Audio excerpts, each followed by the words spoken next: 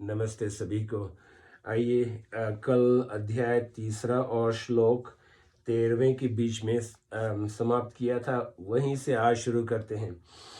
तो ये है अध्याय 3 और श्लोक 13। यहाँ पचंती पद उपलक्षक है, जिसका अर्थ केवल पकाने से ही न होकर खाना पीना चलना बैठना आदि समस्त सांसारिक क्रियाओं की सिद्धि से है। अपना स्वार्थ चाहने वाला व्यक्ति अपने लिए पकाए मतलब कार्य करे अथवा दूसरे के लिए, वास्तव में वह अपने लिए ही पकाता है। इसके विपरीत अपने स्वार्थ भाव का त्याग करके कर्तव्य कर्म करने वाला साधक अपने कहलाने वाले शरीर के लिए पकाए अथवा दूसरे के लिए, वास्तव में वह दूसरे के लिए ही पकाता है। संसार से हमें जो भी सामग्री मिली है उसे संसार की सेवा में न लगाकर अपने सुख भोग में लगाना ही अपने लिए पकाना है। संसार के छोटे से छोटे अंश शरीर को अपना और अपने लिए मानना महान पाप है, परंतु शरीर को अपना न मानकर इसको आवश्यकता अनुसार अन्न जल वस्तु आदि देना और इसको आलसी प्रमादी भोगी न होने देना इस शरीर की सेवा है, जिससे शरीर में ममता आसक्ति नहीं रहती।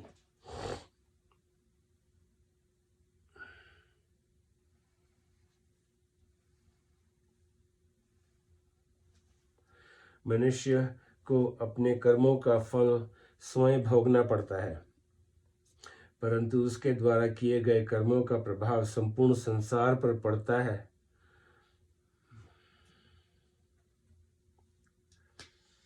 मनुष्य अपने कर्मों का फल स्वयं भोगता है। मनुष्य को अपने कर्मों का फल स्वयं भोगना पड़ता है, परंतु उसके द्वारा किए गए कर्मों का प्रभाव संपूर्ण संसार पर पड़ता है। अपने लिए कर्म करने वाला मनुष्य अपने कर्तव्य से च्युत हो जाता है और अपने कर्तव्य से च्युत होने पर राष्ट्र में अकाल महामारी मृत्यु आदि महान कष्ट होते हैं। अतः मनुष्य के लिए उचित है कि वह अपने लिए कुछ भी न करे, अपना कुछ भी न माने तथा अपने लिए कुछ भी न चाहे। कर्म फल मतलब उत्पन्न और नष्ट होने वाली वस्तु मात्र। कर्म फल का आश्रय लेना अपने लिए पकाने के अंतर्गत है। इसीलिए भगवान ने 6 अध्याय के पहले श्लोक में अनाश्रित कर्म फलम पदों से कर्मयोगी को कर्म फल का आश्रय न लेने के लिए कहा है। सर्वथा अनाश्रित हो जाने पर ही मनुष्य अपने लिए कुछ नहीं करता, जिससे वह योग में स्थित हो जाता है। भुज्यन्ते ते त्वघ पापा, इन पदों में भगवान ने अपने लिए कर्म करने वालों की सभ्य भाषा में निंदा की है। अपने लिए किए गए कर्मों से वह इतना पाप संग्रह कर लेता है कि 84 लाख योनियों एवं नरकों का दुख भोगने पर भी वह खत्म नहीं होता, प्रत्युत संचित के रूप में बाकी रह जाता है। मनुष्य योनि एक ऐसा अद्भुत खेत है जिसमें जो भी पाप या पुण्य का बीज बोया जाता है वह अनेक जन्मों तक फल देता है। वास्तव में मनुष्य जन्म ही सब जन्मों का आदि और अंतिम जन्म है। यदि मनुष्य परमात्मा प्राप्ति कर ले तो अंतिम जन्म भी यही है, और परमात्मा प्राप्ति न करे तो अनंत जन्मों का आदि जन्म भी यही है। अतः मनुष्य को तुरंत यह निश्चय कर लेना चाहिए कि अब मैं पाप मतलब अपने लिए कर्म नहीं करूंगा। इस निश्चय में बड़ी भारी शक्ति है। सच तो यह है कि परमात्मा की तरफ चलने का दृढ़ निश्चय होने पर पाप होना स्वतः रुक जाता है। संबंध मुझे घोर कर्म में क्यों लगाते हैं? अर्जुन के इस प्रश्न के उत्तर में भगवान अनेक हेतु देते हुए आगे के 2 श्लोकों में सृष्टि चक्र की सुरक्षा के लिए भी यज्ञ मतलब कर्तव्य कर्म करने की आवश्यकता का प्रतिपादन करते हैं। अब श्लोक है 14 और 15 दोनों साथ में हैं। अन्नाद्भवन्ति भूतानि पर्जन पर्जन पर्जन्यादन्न संभव यज्ञाद भवति पर्जन्यो यज्ञ कर्म समुद्भव कर्म ब्रह्मोद्भव विद्धि ब्रह्मा शर समुद्भवम् तस्मात् सर्वगंत ब्रह्मा नित्य यज्ञे प्रतिष्ठितम्। अन्नाद भवन्ति भूतानि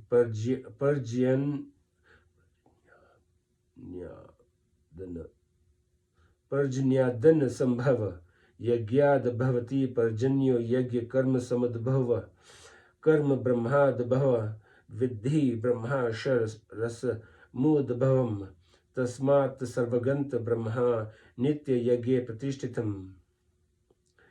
संपूर्ण प्राणी अन्न से उत्पन्न होते हैं। अन्न वर्षा से होता है, वर्षा यज्ञ से होती है, यज्ञ कर्मों से निष्पन्न होता है। कर्मों को तू वेद से उत्पन्न जान और वेद को अक्षर ब्रह्मा से प्रकट हुआ जान। इसीलिए वह सर्वव्यापी परमात्मा यज्ञ मतलब कर्तव्य कर्म में नित्य प्रतिष्ठित है।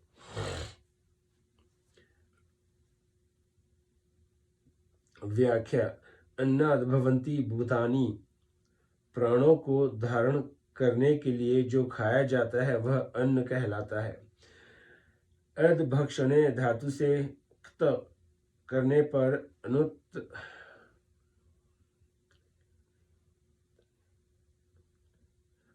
अधोन्नन्ने मतलब अष्ठा सूत्र के निपातन से अन्य शब्द बनता है। अन्यथा अदो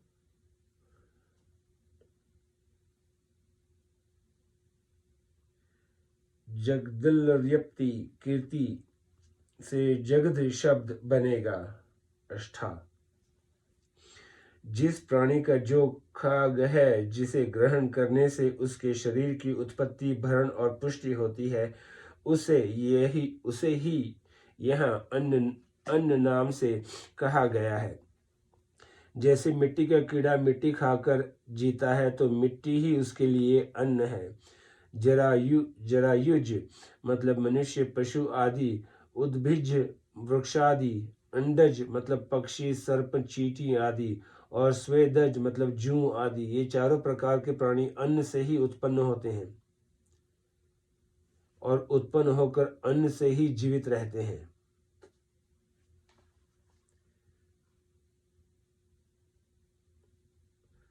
अन्नाद येव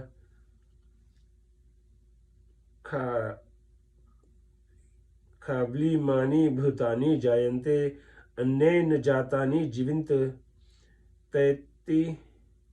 तैत्तिरीयोपनिषद।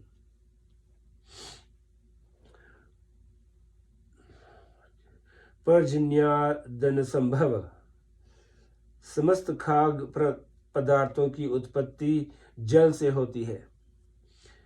घास फूस अनाज आदि तो जल से होते ही हैं। मिट्टी के उत्पन्न होने में भी जल ही कारण है। अन्न जल वस्त्र मकान आदि शरीर निर्वाह की सभी सामग्री स्थूल या सूक्ष्म रूप से जल से संबंध रखती है और जल का आधार वर्षा है।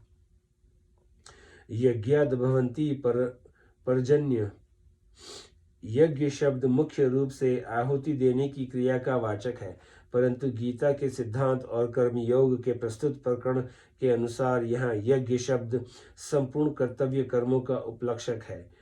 यज्ञ में त्याग की ही मुख्यता होती है। आहुति देने में अन्न घी आदि चीजों का त्याग है, दान करने में वस्तु का त्याग है, तप करने में अपने सुख भोग का त्याग है, कर्तव्य कर्म करने में अपने स्वार्थ आराम आदि का त्याग है। अतः यज्ञ शब्द यज्ञ मतलब हवन दान तप आदि संपूर्ण शास्त्र विहित क्रियाओं का उपलक्षक है। बृहदारण्यक उपनिषद में एक कथा आती है। प्रजापति ब्रह्मा जी ने देवता, मनुष्य और असुर इन तीनों को रचकर उन्हें द इस अक्षर का उपदेश दिया। देवताओं के पास भोग सामग्री की अधिकता होने के कारण उन्होंने द का अर्थ दमन करो समझा। मनुष्यों में संग्रह की प्रवृत्ति अधिक होने के कारण उन्होंने द का अर्थ दान करो समझा। आसुरों में हिंसा मतलब दूसरों को कष्ट देने का भाव अधिक होने के कारण उन्होंने द का अर्थ दया करो समझा। इस प्रकार देवता, मनुष्य और असुर तीनों को दिए गए उपदेश का तात्पर्य दूसरों का हित करने में ही है। वर्षा के समय मेघ जो द की गर्जना करता है, वह आज भी ब्रह्मा जी की उपदेश मतलब दमन करो, दान करो, दया करो के रूप से कर्तव्य कर्मों की याद दिलाता है। बृहदारण्यक अपने कर्तव्य कर्म का पालन करने से वर्षा कैसे होगी? वचन की अपेक्षा अपने आचरण का असर दूसरों पर स्वाभाविक अधिक पड़ता है। यज्ञदाचरति श्रेष्ठस्त देवेतरो जन। गीता। मनुष्य अपने अपने कर्तव्य कर्म का पालन करेंगे तो उसका असर देवताओं पर भी पड़ेगा, जिससे वे भी अपने कर्तव्य का पालन करेंगे और वर्षा करेंगे। गीता। इस विषय में एक कहानी है। 4 किसान बालक थे। आषाढ़ का महीना आने पर भी वर्षा नहीं हुई तो उन्होंने विचार किया कि हल चलाने का समय आ गया। वर्षा नहीं हुई तो न सही, हम तो समय पर अपने कर्तव्य का पालन कर देंगे। ऐसा सोचकर उन्होंने खेत में जाकर हल चलाना शुरू कर दिया। मोरों ने उनको हल चलाते देखा तो सोचा कि क्या बात है, वर्षा तो अभी हुई नहीं, फिर ये हल क्यों चला रहे हैं। जब उनको पता लगा कि ये अपने कर्तव्य का पालन कर रहे हैं, तब उन्होंने विचार किया कि हम अपने कर्तव्य का पालन करने में पीछे क्यों रहें। ऐसा सोचकर मोर भी बोलने लग गए। मोरों की आवाज़ सुनकर मेघों ने विचार किया कि आज हमारी गर्जना सुने बिना मोर कैसे बोल रहा है। सारी बात पता लगने पर उन्होंने सोचा कि हम भी अपने कर्तव्य से क्यों हटे, और उन्होंने भी गर्जना करना शुरू कर दी। मेघों की गर्जना सुनकर इंद्र ने सोचा कि बात क्या है। जब उसको मालूम हुआ कि वे अपने कर्तव्य का पालन कर रहे हैं, तब उसने सोचा कि अपने कर्तव्य का पालन करने में मैं पीछे क्यों रहूं। ऐसा सोचकर इंद्र ने भी मेघों को वर्षा करने की आज्ञा दे दी। यज्ञ कर्म समुद्भव निष्काम भाव पूर्वक किए जाने वाले लौकिक और शास्त्रीय सभी विहित कर्मों का नाम यज्ञ है। ब्रह्मचारी के लिए अग्निहोत्र करना यज्ञ है। ऐसे ही स्त्रियों के लिए रसोई बनाना यज्ञ है। वैवाहिको विधि स्त्रीणान संस्कारो वैदिक स्मृत पति सेवा गुरु वासो ग्रहातोर्ग्नि परिक्रिया मनुस्मृति। स्त्रियों के लिए वैवाहिक विधि का पालन ही वैदिक संस्कार मतलब पवित्र पति की सेवा ही गुरुकुल निवास वेदाध्ययन और गृह कार्य ही अग्निहोत्र यज्ञ कहा गया है। आयुर्वेद का ज्ञाता केवल लोगों के हित के लिए वैघ का कर्म करे तो उसके लिए वही यज्ञ है। इसी तरह विद्यार्थी अपने अध्ययन को और व्यापारी अपने व्यापार को यदि वह केवल दूसरों के हित के लिए निष्काम भाव से किया जाए यज्ञ मान सकते हैं। इस प्रकार वर्ण आश्रम देश काल की मर्यादा रखकर निष्काम भाव से किए गए सभी शास्त्र विहित कर्तव्य कर्म यज्ञ रूप होते हैं। यज्ञ किसी भी प्रकार का हो क्रियाजन्य ही होता है। संखीय भिलावा आदि विषयों को भी वैज्ञ लोग जब शुद्ध करके औषध रूप में देते हैं तब वे विष भी अमृत की तरह होकर बड़े बड़े रोगों को दूर करने वाले बन जाते हैं। इसी प्रकार कामना, ममती, आसक्ति, पक्षपात, विषमता, स्वार्थ, अभिमान आदि ये सब कर्मों में विष के समान है। कर्मों के इस विषैले भाग को निकाल देने पर वे कर्म अमृतमय होकर जन्म मरण रूप महान रोगों को दूर करने वाले बन जाते हैं। ऐसे अमृतमय कर्म ही यज्ञ कहलाते हैं। कर्म ब्रह्मादुभव विधि। वेद कर्तव्य कर्म को करने की विधि बताते हैं। गीता मनुष्य को कर्तव्य कर्म करने की विधि का ज्ञान वेद से होने के कारण ही कर्मों को वेद से उत्पन्न कहा गया है। वेद शब्द के अंतर्गत त्रिटक वेद, यजुर्वेद, सामवेद और अर्थवेद के साथ साथ स्मृति, पुराण, इतिहास, रामायण, महाभारत एवं भिन्न भिन्न संप्रदाय के आचार्यों के अनुभव वचन आदि समस्त वेदानुकूल सत्य शास्त्रों को ग्रहण कर लेना चाहिए। ब्रह्मा शर समुद्भवम। यह ब्रह्मा पद वेद का वाचक है।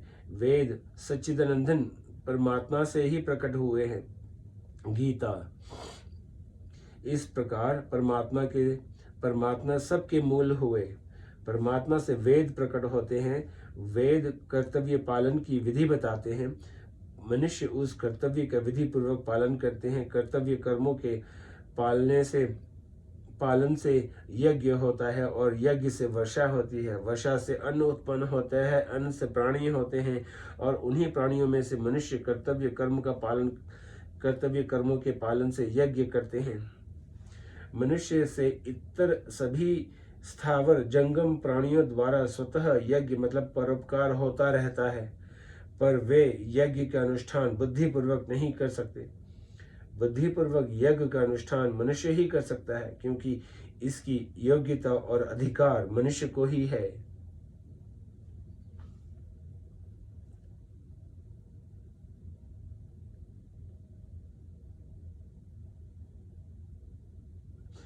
इस तरह यह सृष्टि चक्र चल रहा है। तस्मात् सर्वगंत ब्रह्मा नित्य यज्ञे प्रतिष्ठितम। यहाँ ब्रह्मा पद अक्षर मतलब सगुण निराकार परमात्मा का वाचक है। अतः सर्वगत सर्वव्यापी परमात्मा है, वेद नहीं। सर्वव्यापी होने पर भी परमात्मा विशेष रूप से यज्ञ कर्तव्य कर्म में सदा विद्यमान रहते हैं। तात्पर्य यह है कि जहाँ निष्काम भाव से कर्तव्य कर्म का पालन किया जाता है वहाँ परमात्मा रहते हैं। अतः परमात्मा प्राप्ति चाहने वाले मनुष्य अपने कर्तव्य कर्मों के द्वारा उन्हें सुगमता पूर्वक प्राप्त कर सकते हैं। स्वकर्मणा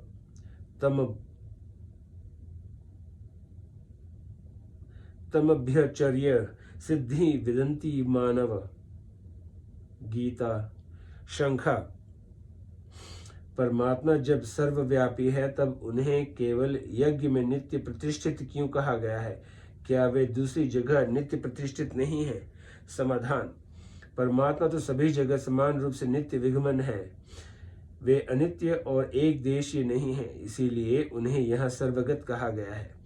यज्ञ मतलब कर्तव्य कर्म में नित्य प्रतिष्ठित कहने का तात्पर्य यह है कि यज्ञ उनका उपलब्धि स्थान है। जमीन में सर्वत्र जल रहने पर भी वह कुएं आदि से ही उपलब्ध होता है, सब जगह से नहीं। पाइप में सर्वत्र जल रहने पर भी जल वहीं से प्राप्त होता है जहाँ टोटी या छिद्र होता है। ऐसे ही सर्वगत होने पर भी परमात्मा यज्ञ से ही प्राप्त होते हैं। अपने लिए कर्म करने से तथा जड़ता मतलब शरीर आदि के साथ अपना संबंध मानने से सर्वव्यापी परमात्मा की प्राप्ति में बाधा मतलब आड़ आ जाती है। निष्काम भाव पूर्वक केवल दूसरों के हित के लिए अपने कर्तव्य का पालन करने से यह बाधा हट जाती है और नित्य प्राप्त परमात्मा का स्वतः अनुभव हो जाता है। यही कारण है कि भगवान अर्जुन को, जो कि अपने कर्तव्य से हटना चाहते थे, अनेक युक्तियों से कर्तव्य का पालन करने पर विशेष जोर दे रहे हैं। नमस्ते।